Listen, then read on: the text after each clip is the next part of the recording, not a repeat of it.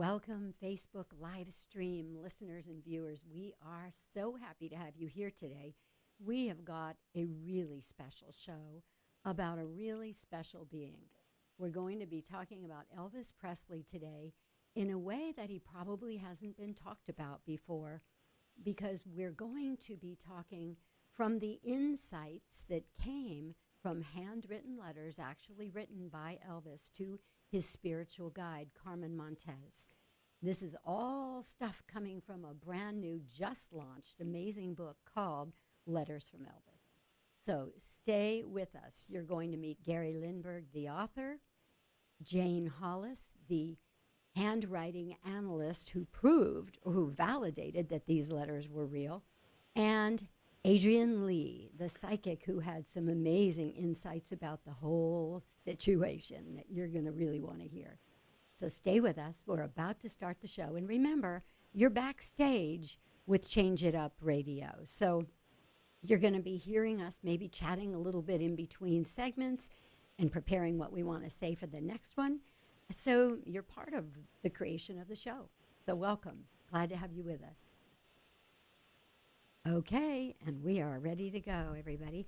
And I would just ask those of you to mute your phones until we are actually all speaking to each other. Thank you. All right, here we go. Welcome to Change It Up Radio with Paula Shaw. I am once again so happy to have you here, and especially excited today because we have an amazing show for you. We're going to be looking at Elvis Presley in a way that probably he hasn't been looked at before, because we have some real inside scoop that came from the king himself. This is all part of a new book called Letters from Elvis that those of you on Facebook live stream, I'm sure, can see right here. And it was just launched last Friday, and it is hot off the press, and the story, the whole book, is based on letters that were actually written by Elvis Presley to his spiritual guide, Carmen Montez. So, in just a moment, we will be talking with Gary Lindbergh, the author, with Jane Hollis, the graphoanalyst who validated that these letters actually were written by Elvis Presley, and with Adrian Lee, a psychic who brings us some really interesting insights about the events of Elvis's life. So before we get to our guests, I just want to say welcome to Change It Up Radio. As those of you who follow the show know, we're all about change. We're all about bringing people information to help them deal with change because, you know, we humans need change to grow and to stay interested in life, but we also hate the discomfort of it. So one of my goals on this show is to bring information and bring techniques and processes and that which would help people to deal with change more smoothly and productively. And another one of our goals, of course, is to spotlight change makers. You've seen on past shows, we've had people who are doing some amazing things in the world.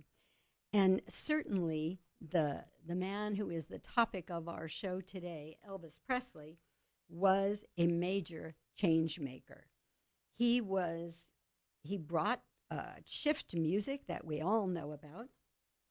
Technically, he was born Elvis Aaron Presley, January 8th, 1935. He was an American singer and actor, as we all know, regarded as one of the most significant cultural icons of the 20th century. And as we all know, he's referred to as the king of rock and roll, or simply the king. We all know Elvis. When we think about him, we think of the gyrating hips, we think of the slicked back hair and that beautiful face and that wonderful voice. But what we all don't really know much about is, what was his life actually like? You know, we don't really have that inside edge around any celebrities. And it's very difficult to, I think it looks so glamorous to be a celebrity. I don't think a lot of us realize that there's a lot of parts to that that aren't easy, a lot of parts to it that are difficult. And one of the things that's difficult for us as the admirers or the fans, we all tend to have this particular problem in life, whether it's with celebrities or not. And that is that we tend to compare our insides to other people's outsides.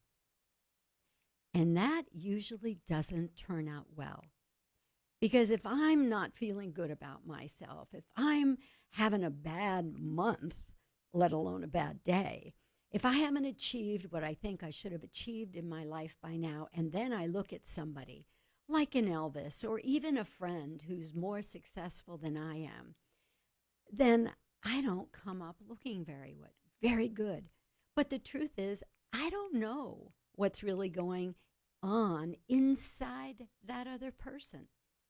I know what's going on inside of me, but when I compare my insides to their outsides, especially the outsides of a celebrity who may have a whole team of people making them look good, then we come up short.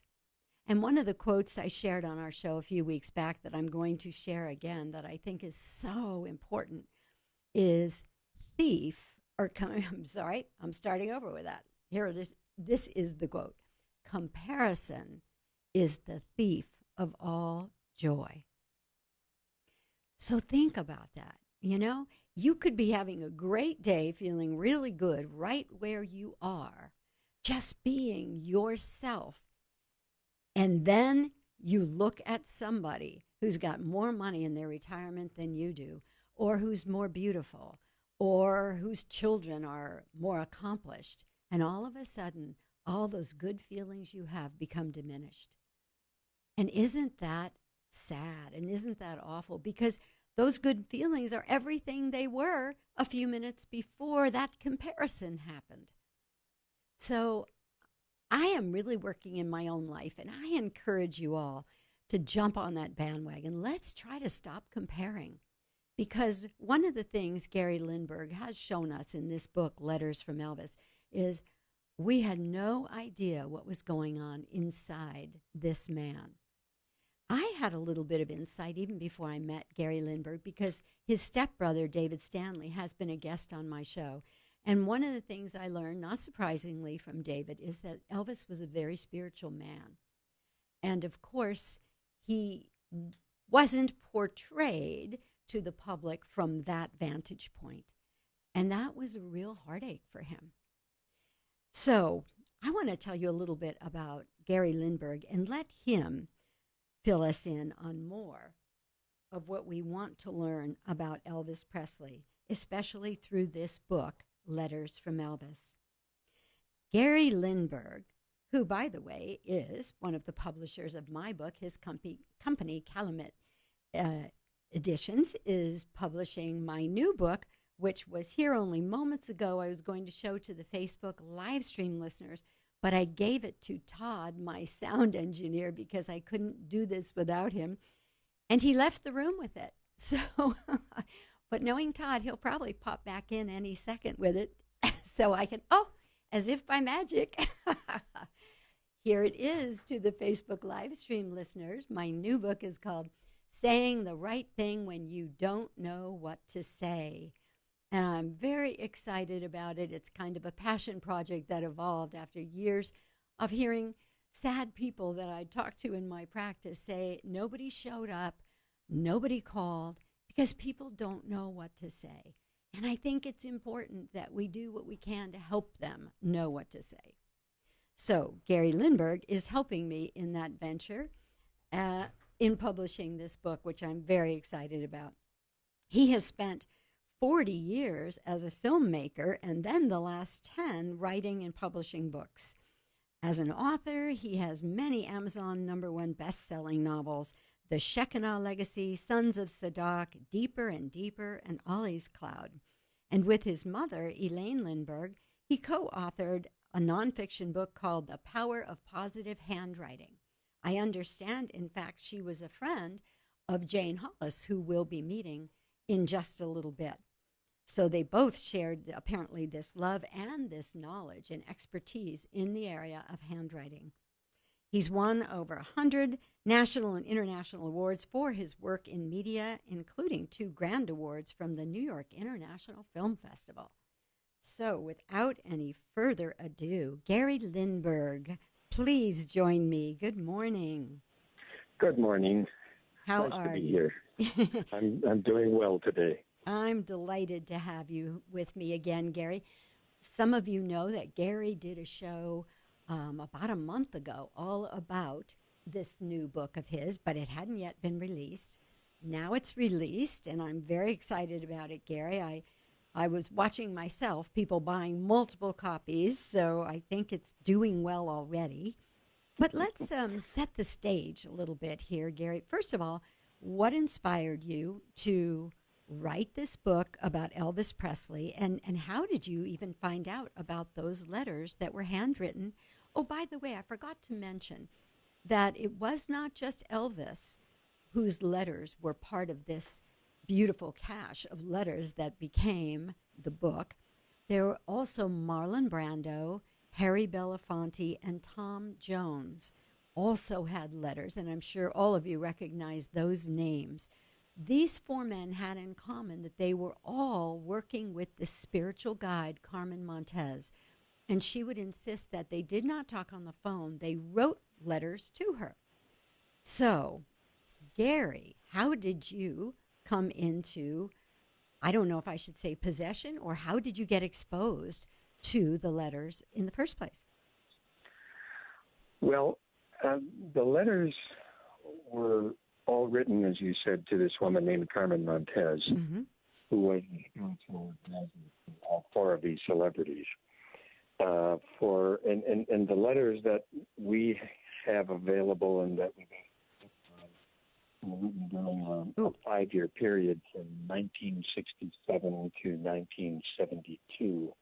The letters were kept by the confidant, Carmen. And when she died of cancer in the early 80s, she had no heirs, and so the state of California Gary, got hold of her possessions and put them up for auction, and her best friend bought some household items, including 3. Gary, I need to stop you for a minute because we're having a little trouble with the sound. Are you changing the position of your phone? Because you're going in and out. No, but I will get closer to a window. Oh, there's perfect. Wherever Okay. you are right there. So let's start this question again, if you wouldn't mind answering how you came into possession of the letters, and then we'll just edit that other part out. Okay. Okay, go ahead. So how did you come to be exposed to the letters? The letters were, as you said earlier, were written to the spiritual advisor of these 4 celebrities. Her name is Carmen Montez. Uh-huh.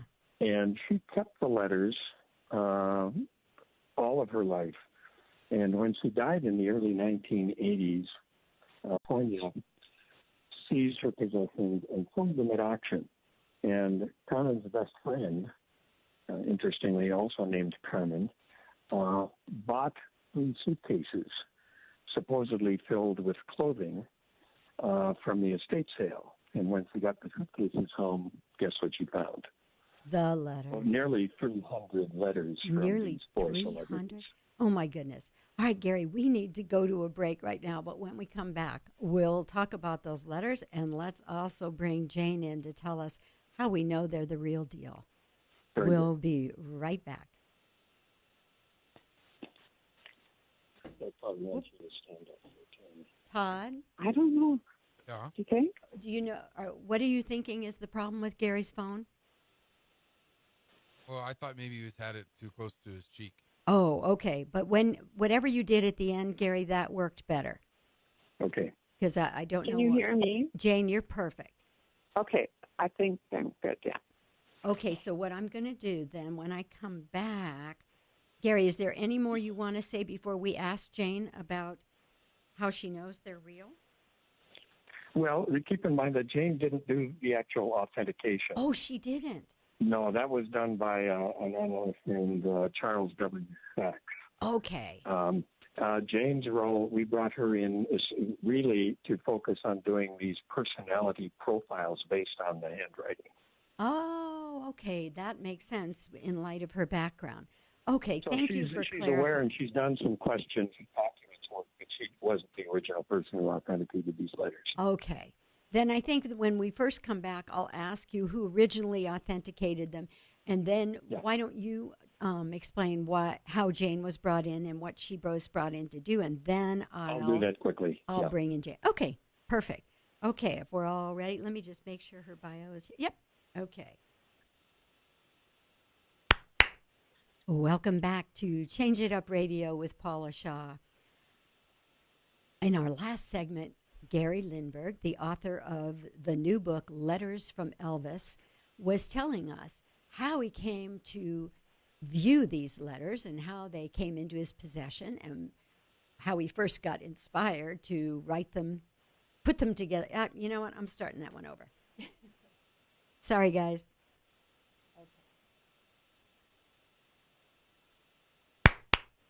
Welcome back to Change It Up Radio with Paula Shaw. If you're just joining us, we are talking about Elvis today. We are talking about the just released book, Letters from Elvis. And with us is the author, Gary Lindbergh, who first came into possession of the letters. And Jane Hollis will be joining us. She is a graphoanalyst who knows all about what we can actually see when we look at somebody's handwriting, what we can tell about them. And then we'll be joined by Adrian Lee, a psychic who had some very, very interesting insights about Elvis and the letters. So stay with us. Gary, all right, so you were just saying to us that the letters were saved by Carmen Montez, the spiritual guide, to Elvis, Harry Belafonte, Tom Jones, and Marlon Brando. And then they came into your experience. And did you decide right away that this should be a book? Well, the woman who bought the letters at auction concluded immediately that the letters should become a book. So I was brought in a short time later to help develop a book around these letters. And the first thing we did was... Yes, how did you do that? We one of the world's most renowned handwriting experts, a man named Charles W. Sachs. I'm sorry, Gary, could you say that name again? It was a little difficult to understand you. Yes, his name is Charles W. Sachs. Charles W. Fax, was that? Yes, S-A-C-H-S. Oh, okay, Sachs. And he was quite renowned because he was the person who gave the handwriting testimony that influenced a big legal case concerning the Howard Hughes will, which is thought by some people to be a forgery. So it was his opinion that was relied on by the courts. So he was the letters. We gave him Voodoo letters, we gave him Presley letters, and so absolutely these are authentic letters. And with that, we proceeded with confidence to figure out how to turn them into a book. At a later time, we actually decided, because the book, in the end, is really based on handwritten letters, that we should bring in a master graphoanalyst, which is a person who has expertise in discovering the personality traits of an individual from their handwriting. We brought in Jane Hollis, who is both a psychologist and a master graphoanalyst, to do that work. Okay, and then before we get started talking to Jane, let me just say a little bit more about her. She is a certified master graphoanalyst with 20 years of experience in the corporate sector, providing personnel selection and team building assistance. All this through handwriting analysis, which I'm fascinated by. She is also an experienced clinical psychologist, so that gave her that other edge to be able to really understand more about the personalities from what she was reading. She graduated from the University of Minnesota in psychology, but was very interested in psychological testing, so she went on to work for many years as a psychometrist in Hennepin County Medical Center. So, Jane, you're well qualified to have done this work that you've done. Please welcome to our show and tell us a little bit about what you Well, first of all, would you explain from your perspective, what is handwriting analysis? I mean, what are you looking at and looking for when you look at somebody's handwriting? Well, you're looking at many things, and the main things that handwriting analysis can determine are the personality and character of the writer. Really? But there are many other things, too. Even the way a person thinks. If they think slowly or quickly, if they can analyze problems, if they're detail-oriented or can see the big picture. So it helps me in so many factors of my work. When I was working as a psychometrist, I learned about all the different tests available. So intelligence testing, personality testing, and I definitely think handwriting analysis is the best predictor of human behavior and just the way a person behaves in generally. And does it in tell general you, towards other people? does it tell you something about their emotional state at the time they write something? Oh, so much. You're right. Although basically an individual's handwriting is never going to change so much that you can't authenticate it. I see. So everybody's signature is different. Everybody on Earth has a different signature, just like a fingerprint. Yeah. So you can tell quite a bit, a great deal about a person. So even in your work as a psychologist, you would have your clients they'd write some things and you could learn a lot about them from that. Well, that's right. And even when they sign in, when they register, right, and they sign their name, I look at it and I'm not trying to analyze their handwriting, right? But it's just if they come in and they're crying or if they have a big smile on their face, I know how they're feeling. Well, I know how they're feeling better by looking at the handwriting. I love Because you that. can kind of fake it a little bit, right? When you're meeting somebody, but you can't fake a handwriting analysis. That is fascinating. So it's almost like a lie detector test. It just is working on a whole other level, huh? It's actually been compared to the polygraph. I'll be darned. So, So tell me, when you read these letters that Elvis wrote, what kinds of things did you learn, Jane? Well, I feel like I know them as people now. And I loved Elvis singing, but I was never a particular Elvis fan, I'll say, but now I am. The guy is very intelligent, kind of a nice guy. I can see why he would give away cars, that type of thing. Yeah. But it went further than that. He had a great deal of empathy with other people. Yes. I know that to be true from talking to his brother. But I think, part of what Gary brought to light when he did his last interview with me was that when Elvis was young, he signed a contract with Colonel Tom Parker, I believe is his name. Right. And he kind of sold his soul, didn't know what he was doing. He was young, and it looked like, the world was now going to be his oyster. And that led to really having to put himself out into the world as someone other than who he was in his soul. Was that actually validated for you when you read his letters? I could see a great deal of frustration. I could see that he wanted to always go forward, and he would have liked to do it on his own steam. Yes. And he was confident. He could set very high goals for himself. But I think Colonel Parker maybe limited some of those goals with the mostly B movies. Yes. That, he may have been able to go on to be more of a Marlon Brando. So, wow. But Colonel Parker, I think, was a little bit more into the money than Elvis. I don't think Elvis was into money for himself. He would have rather have had the esteem of other people. Yes. Yes. He was a very proud man, had high standards. Yes, so no, I'm sorry. Go ahead and finish your point. No, I think when he slipped into the drugs and alcohol, it was possibly, due to some of the things that happened to him, but possibly because he was led astray, I'll say, by this man. I haven't seen his handwriting, but I would love to. Because Yes. another Oh, thing yeah. you can tell is how two people will get along. Like Oh, Elvis that's and Marlon were just, two peas in a pod. oh, So you can see interesting. why they would really like each other Mm-hmm. and get along so well and be able to help each other.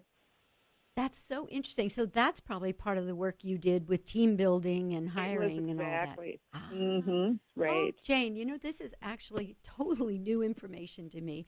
I probably should have known more about that, but I think that's a fabulous tool because, It is.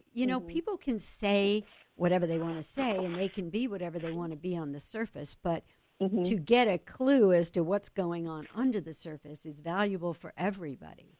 Oh, it is. And when they come in for an interview for employment, Uh-huh. they can fool an employer just by acting extremely confident and Right. exuberant, but they may not be able to come through at all Ah. for the job. And that's happened. Yes. Oh, Oh. I'm sure. And you know what, Mhm. Jane, before we end up having to go to break, Gary, I just wanted to, before we bring Adrian in the next segment, would you give us briefly a little understanding of what happened to Elvis with this Sam Katzman, the producer that ended up becoming a kind of a vendetta situation? Yes, Sam Katzman was a famous movie producer, but he produced primarily movies, Bela Lugosi movies and horror movies and things like that. Uh-huh. He was known for severely capping the cost of paying people very much Yes. and having cheap sets, which is why he was hired by Colonel Tom Parker to produce two of Elvis's movies. Because the more money you save, the more money Colonel Parker could put in his pocket. You know what, Gary? I'm so sorry. We are having a hard time hearing what you're saying. But so I'm going to paraphrase a little bit before we go to break, and hopefully we'll be able to hear you better. But I know Sam Katzman made B movies. Elvis was not happy with the quality of those movies or what he had to do. He was even embarrassed.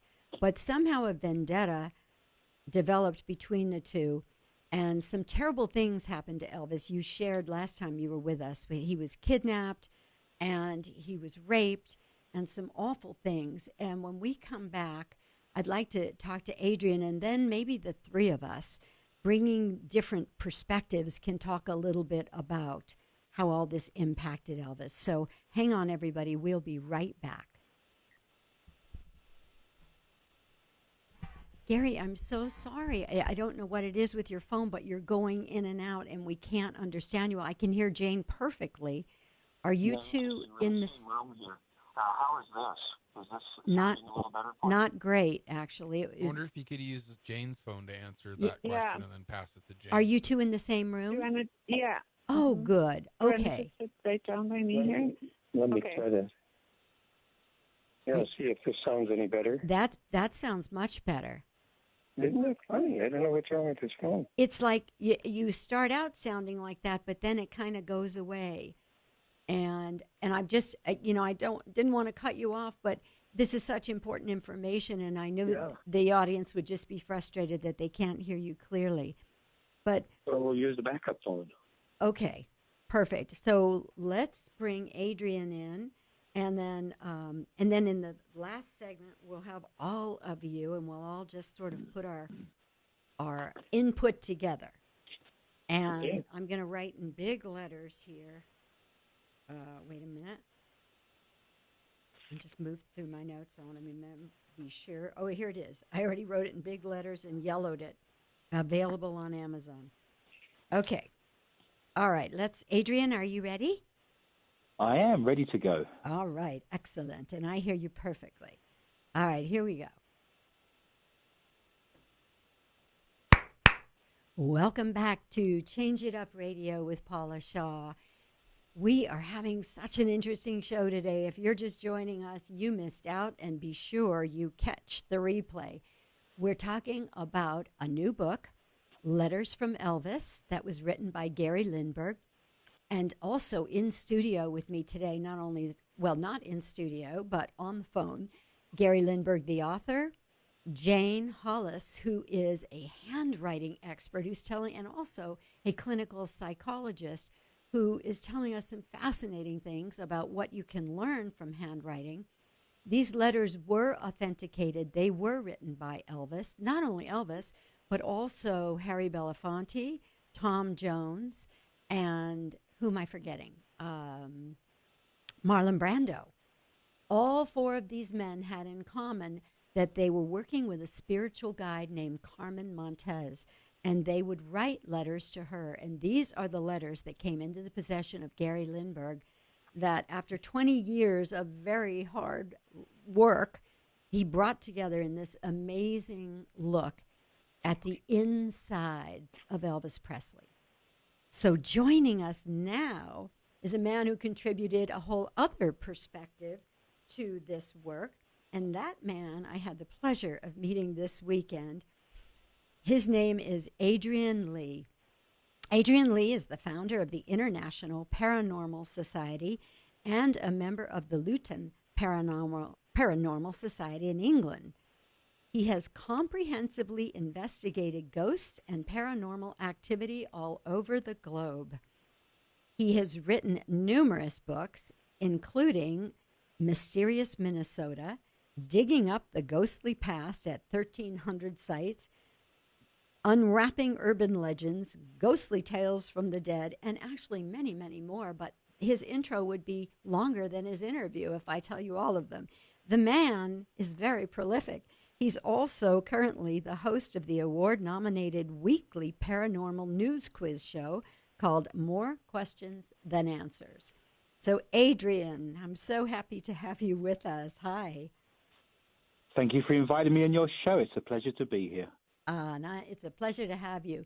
So, Adrian, tell us a little bit about what was the part that you played in the development of this book, Letters from Elvis. I think the thing you have to understand is these letters were written specifically to a psychic. So the whole raison d'etre, the whole reason these letters exist is because these gentlemen wanted an insight into the things they were experiencing, the paranormal, the things that were happening in their lives that were metaphysical. So from front to back, the whole thing exists due to them writing to a psychic. Now, I know Gary very well. He's a good friend of mine, and I publish books through his publishing company. And due to my background as a psychic, a paranormal investigator, and a healer, he said, would you take a look at these letters? What do you think? Because the experiences these gentlemen are having are quite remarkable, and he wanted my expert opinion on those incidents. And it was very interesting reading those letters. I wouldn't say I was a big fan of Elvis Presley before I read the letters, but after I read them, it really made him a very kind of holistic person. I felt sorry for the guy, that he was undergoing spiritual attacks. He was having moments of being an empath and not realizing that, and suffering through that as a result. And then ultimately having to deal with witchcraft and spells placed upon him. So reading the book, it kind of fell into three areas for me. The first area was understanding how spiritual Elvis was. And I think Jane touched upon that when she spoke about his handwriting and the spirituality that he believed in, and the guides he had with him and the ghosts he had around him. Secondly, it was the fact that he was empathic. Reading about the things he was struggling with on a daily basis led me to believe he was empathic, and also had Native American heritage as well, which is a very hot topic in America at the moment. And then finally, the understanding that the people that were against him, or the people that wanted to cause him these kinds of issues, were actually working in hoodoo and voodoo and black magic to place spells and send demons to him. And it's all there documented in the letters. Wow. Now that stuff I don't think anybody had any idea about prior to this. And you mentioned earlier that you thought he was an empath. Can you tell our audience what an empath is? Yes, I can certainly do that. In fact, what I'm going to do is just pick out some of the things that Elvis said he was troubled with that would then recognize him as being an empath. He actually says in the summer of 1968 in the letters that he has ESP, so he has an understanding that he knows things. He understands knowledge and wisdom, but he's not getting that from his five senses. He has an understanding through maybe a sense of clairvoyance, a sense of just knowing. certain situations and things that have happened to him. We've all had that moment, haven't we, where we've thought of somebody and then your cell phone rings and it's them. This is what he's getting. It's knowledge and wisdom that he has no right to know. He has very turbulent emotions. An empath has real issues being around people that are very emotional. You would have problems being in a crowd, being in a large a venue, being in a bar. It would be problematic for Elvis, with his fear of crowds, to overcome that, to then be a rock star ultimately. That would have caused him many problems, and it's quoted throughout the letters in many places that he actually had a fear of crowds. He disliked violence and cruelty. That was unbearable to him. So there's a sensitivity there, a sense of being grounded, wanting to perhaps help and heal others. Yes. He certainly didn't like people that were dishonest. He didn't like liars, for example. If we talk about energy, Elvis suffered all of his life through digestion issues and problems with his lower back. Really? And that is something that an empath tends to have, because if you think about energy and your chakras, the empath's energy tends to be in the solar plexus and around that area. So all the way through the letters, I'm seeing constant links, for example, to him being an empath, the things that he was afraid of, the things that he shied away from, and the problems he was having, to the point that if I could take a time machine back to 1968 and just spend 10 minutes with him, I could tell him how to obviously get beyond that and tell him the problems he's having and explain to him that he's an empath. And that may have helped him on his journey. But obviously, back in the day, there was no internet, no way of finding these things out easily. What would you have told him? Adrian, what would you have said to him? I think first and foremost, and you have a background, of course, in this, I would have outlined to him that he does have something. He is an empath.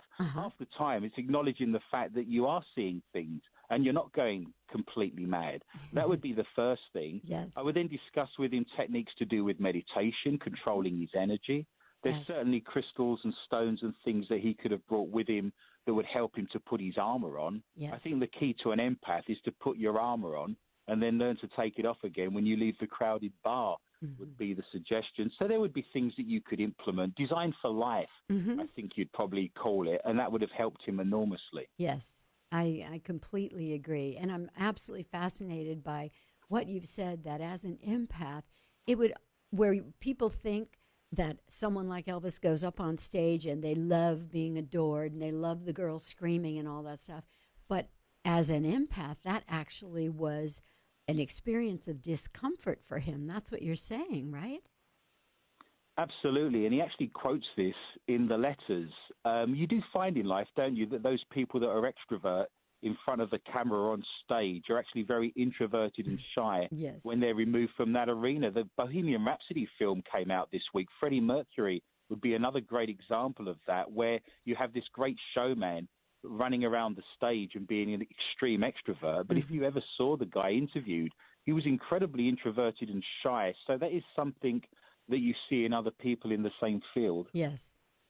I think that's really a truth. And again, I began this show by saying, you know, we so often get into trouble by comparing our insides to other people's outsides, but we don't know what other people's insides are feeling like or looking like. And this is a perfect example, what you're sharing with us now. So what other Go ahead. I was just going to say that also in the letters, he tried to commit suicide on several occasions, and that's something that the press, something the media haven't previously known about. There's a lot of things within this book that would shock us that we didn't know about Elvis. We all think we own Elvis, don't we? We all think we have a piece of him. There's people writing reviews now saying, this isn't the Elvis I love, this isn't the Elvis I know.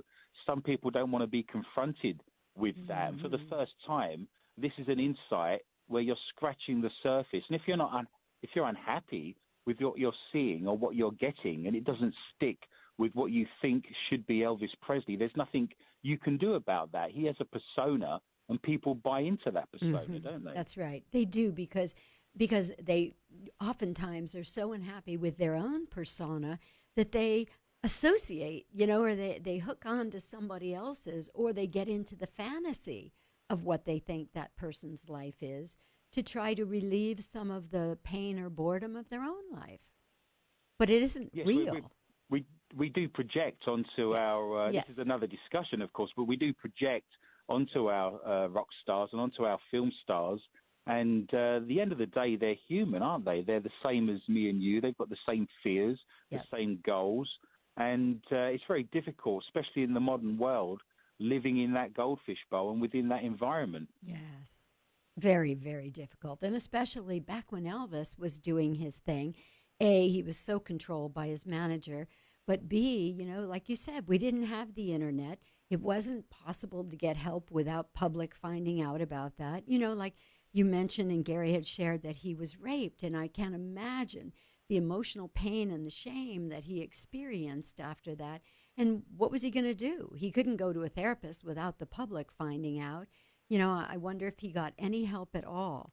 And actually, I'm going to throw that question out to all of you as soon as we come back from this break. So don't go away. Gary and Jane and Adrian, we will be right back. Okay, everybody. Gary, are you going to use Jane's phone, or how are you doing? Yes, I'm going to use her phone, and when she needs to talk, I'll hand it back to her. Okay, fabulous. Okay, sounds good. All right, is everybody ready?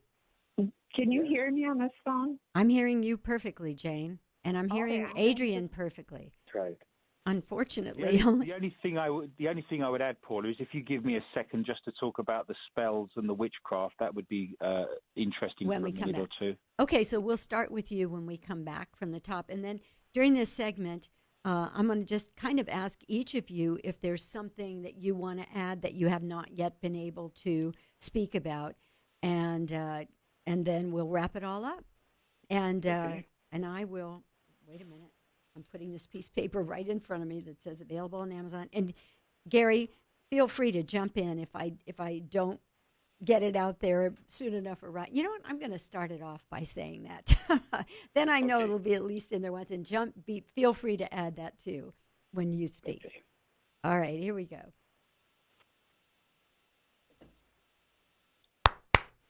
Welcome back to Change It Up Radio with Paula Shaw.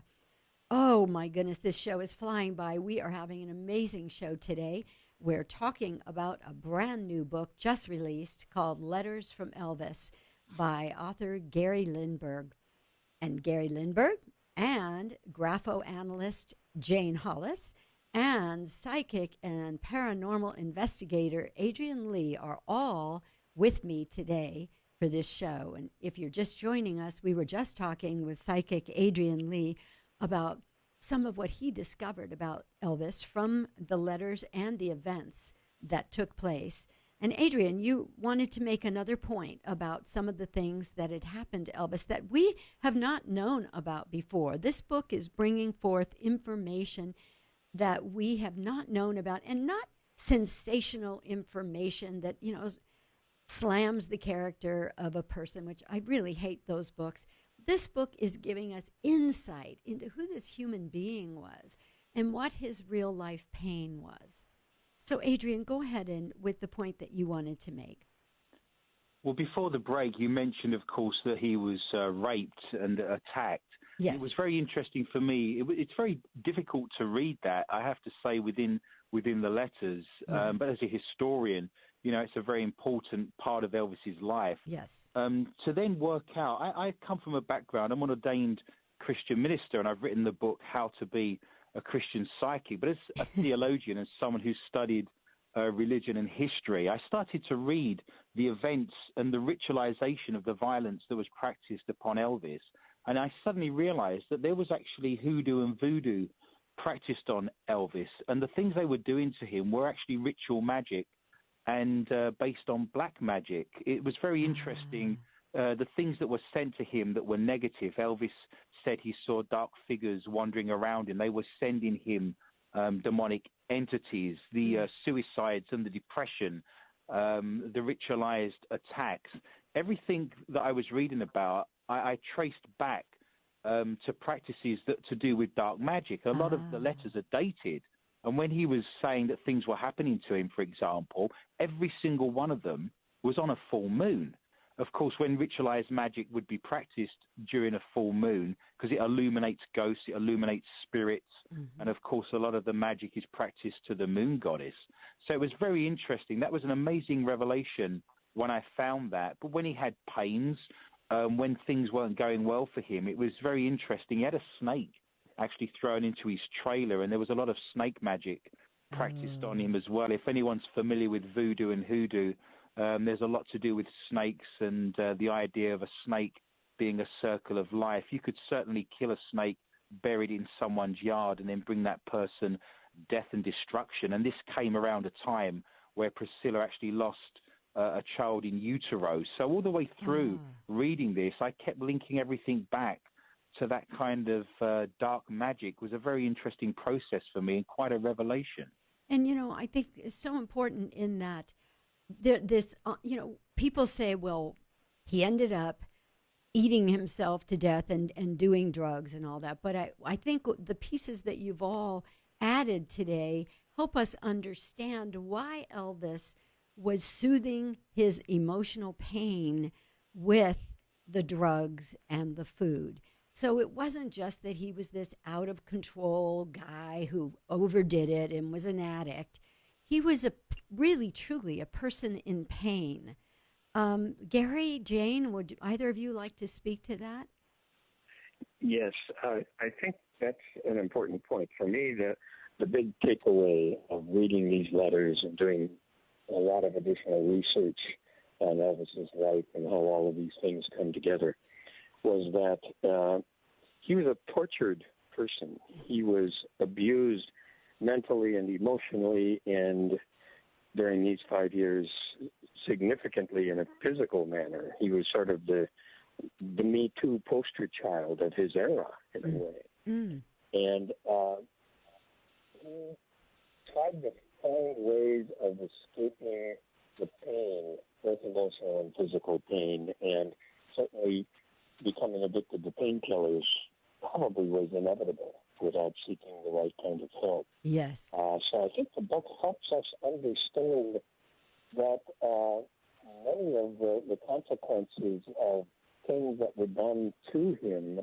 and his inability to deal with them in some ways led to his downward spiral in the later years. And yet, amazingly, he continued to perform at such a high level. He continued to set records at the International Hotel in Las Vegas, which are still unbroken, and put on shows that to this day mesmerize people. So he was able to rise above it all, despite all of his pain, and continue to perform for his fans, who obviously adored him. Yes, yes. And, I remember, Gary, in our last interview, one of the things you said that I thought was interesting was the only drugs Elvis did were painkillers. He never did street drugs. So I think that's very interesting and certainly speaks to this emotional pain he was in.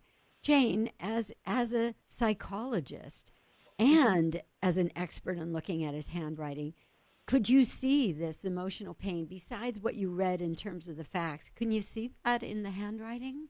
Right, you can. And you can almost see how he got into this. So handwriting is a form of behavior in public. Elvis's handwriting slants to the right, and all of handwriting makes sense. If you slant to the right, you're more into people and more into the future. Elvis's handwriting was also deep and dark. He wrote very hard into the paper, so the pressure was intense. So he was so influenced by his environment, he had nothing to block off other people in other places. So he would have to, it would be almost necessary for him to have positive people around him. Yes. Otherwise, he's going to feel what the other people feel. And he can't get rid of it. He's got no way to block it off. Exactly what Adrian was talking about. That Exactly. He needed the armor. Right. He didn't have it. Empath, and we call it empathic. Yes. Right. Yes. Or response to other people. And Elvis was so much like that. And when he would get around people who were difficult to be with or he thought were controlling him, it just completely upset him, and you could see the signs of suicidal ideation Really? in his writing. Ah. Right, where he would try hard to pick himself up. He'd get tired and he'd fall. Then he'd pick himself up right in the handwriting, and then he'd fall. And the writing shows us with steps. I Up see. and down, up and down. And then he'd get tired. And then he would turn to the drugs and the alcohol as a way to block, because he had no way to block it himself, right? He was around way too many people.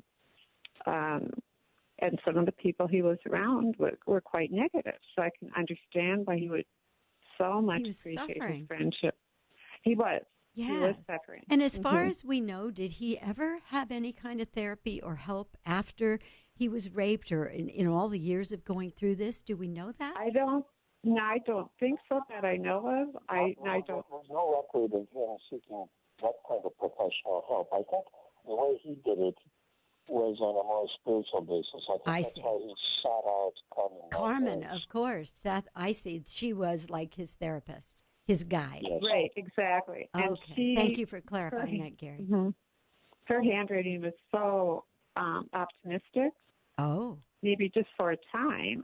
You know, she didn't have the deep pressure Elvis had. She didn't hang on to her feelings, but she could pick anybody up. It was always, everything is going to be great. Oh, my goodness. So she could do that for all these people. And of course, I think maybe Elvis's best therapist might have been Marlon Brando, to be quite honest. really? So Yeah, they were because friends? they They were thought alike. exchanging letters themselves? They were friends. Ah. They were very close friends, and they looked out for each other. They were like brothers. Oh, that's inside info I hadn't heard before. So they were really good friends. And Gary, didn't you say Marlon Brando was kidnapped with Elvis when that happened? Yeah, that's right. That's why we have high confidence that this event really took place. Both Elvis and Marlon were kidnapped at the same time at Elvis's home. Ah. And they dropped Marlon off and kept Elvis overnight when they tortured him. And Marlon writes about the experience, knew who had ordered the kidnapping. It was this producer named Sam Katzman, and even went so far as to, when he got free, he went over to Sam Katzman's mansion in Beverly Hills and barged in on the producer and ended up with a fist fight. You imagine that as a movie scene. Oh, my goodness. So, I mean, all of these pieces that you've all added today have, I don't know about anybody else, but I'm going right home to finish reading this book. And if those of you out there don't have it yet, you can get it on Amazon. It's Letters from Elvis by Gary Lindbergh.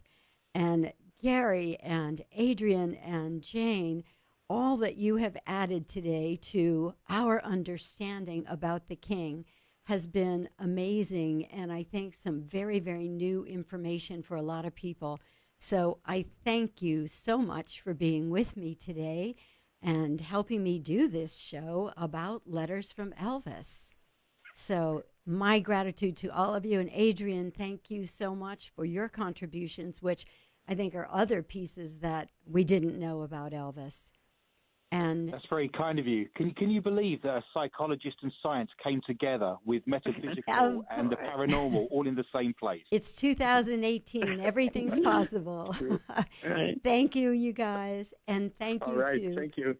Thank you to all my listeners. And you can find us here in San Diego at 9 o'clock on Sunday evenings on AM 1170, The Answer, and 96.1 FM. And we will be on every major podcast platform. So if you want to share this show with your friends, just tell them to look for Are They Really Letters from Elvis on any of the major podcast platforms. And and please remember to check out our Change It Up Radio Facebook page, our Instagram page, and join us. Let us know what you want to know about. Let us know what kinds of shows you want, because we want to bring the change shows that are going to really help you. Thank you all. We'll see you next week. Bye-bye. Okay, guys, are you there still? Oh, you're not. You're gone. Okay. Well, to my Facebook live stream listeners and viewers, thank you for being with us today. Wasn't this a fascinating show? I'm telling you, this man was really something. I think he was really a gifted being who came here to create the kind of change that he did. He came here to change music, and he came here to teach us a lot. And sometimes we learn the most through a person's failings and through a person's pain, maybe more than we learn through all the other contributions, the professional contributions. He was a human being just like us, and there were things in his life that worked and things that didn't work, and he hurt about the things that didn't. So, you know, I hope you'll grab this book and you'll learn about him, and you'll allow it to teach you things about your own life and maybe make you a lot more loving and a lot more forgiving to yourself. Until next week, see ya.